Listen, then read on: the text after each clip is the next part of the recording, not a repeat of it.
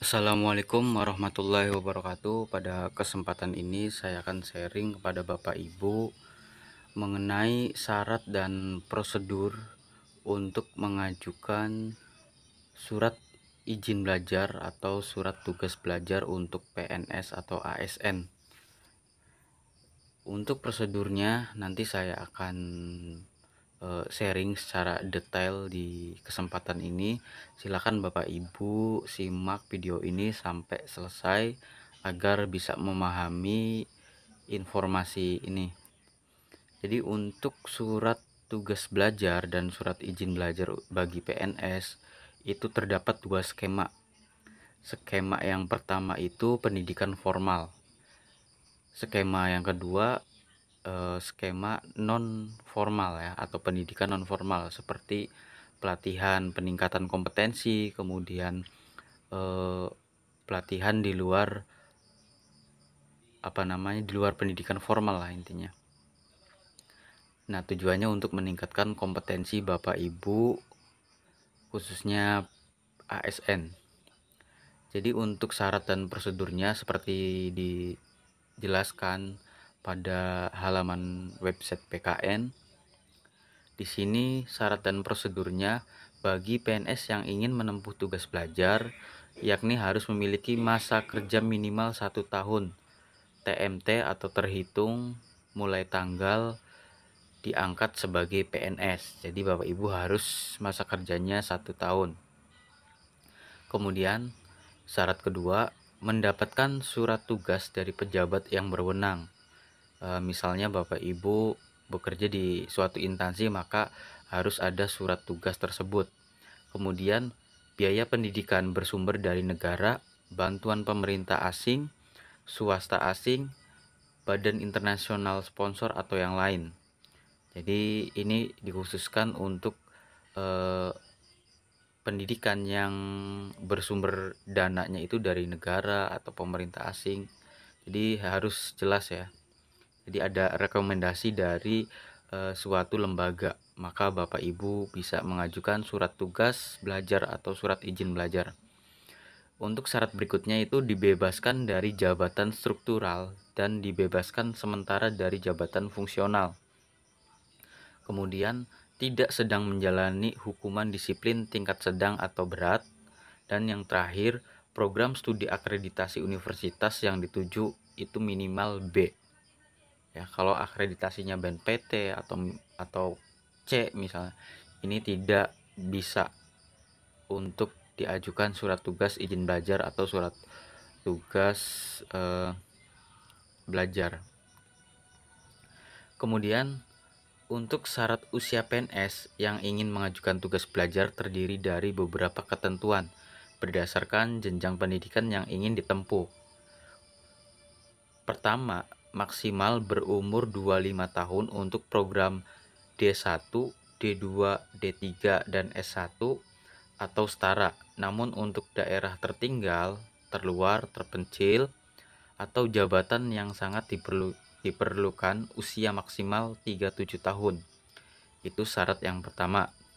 Syarat yang kedua, maksimal berumur 37 tahun untuk program S2 atau setara, namun untuk daerah 3T, tertinggal, terluar, terpencil, atau jabatan yang sangat diperlukan usia maksimum 42 tahun.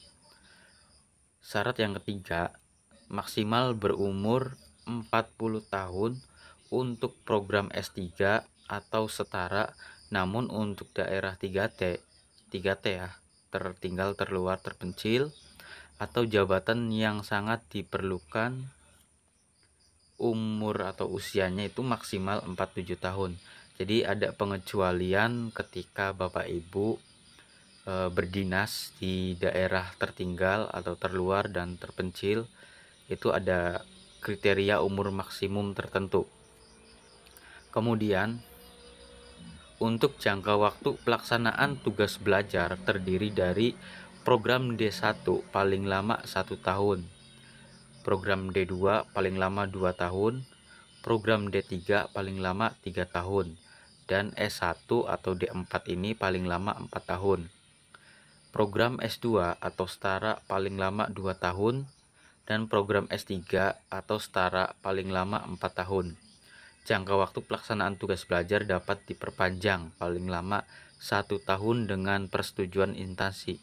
Jadi ketika waktu tertentu Bapak Ibu belum menyelesaikan, maka Bapak Ibu boleh mengajukan maksimal waktu 1 tahun untuk bisa menyelesaikan studi atau pendidikan Bapak Ibu. Kemudian apabila setelah diberikan perpanjangan 1 tahun tetapi belum bisa menyelesaikan, maka diberikan perpanjangan kembali paling lama 1 tahun dengan status menjadi izin belajar. Nah, jadi ada surat tugas belajar, kemudian surat izin belajar. Jadi untuk yang masing-masing surat itu akan berbeda fungsi ya, sesuai dengan ketentuan. Nah, di sini sama halnya dengan tugas belajar.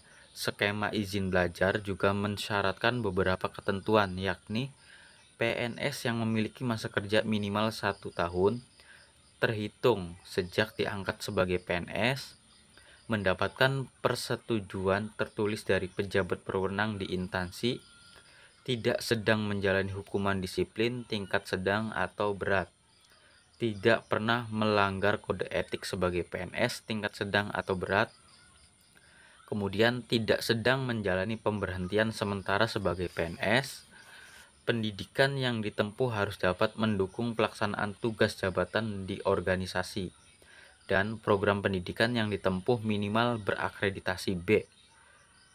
Namun, perbedaannya dengan tugas belajar, biaya pendidikan izin belajar ditanggung oleh PNS yang bersangkutan. Jadi yang membedakan tugas belajar dengan izin belajar itu dari rekomendasi ya. Rekomendasi kalau tugas belajar itu rekomendasi dari negara atau lembaga swasta asing atau dalam negeri. Sedangkan untuk izin belajar itu atas inisiatif Bapak Ibu atau dananya itu dari pribadi masing-masing. Tujuannya sama, untuk meningkatkan kompetensi, dan skemanya itu sama, ada 2 skema. Seperti yang dijelaskan, skema pertama pendidikan formal, skema kedua pendidikan non formal.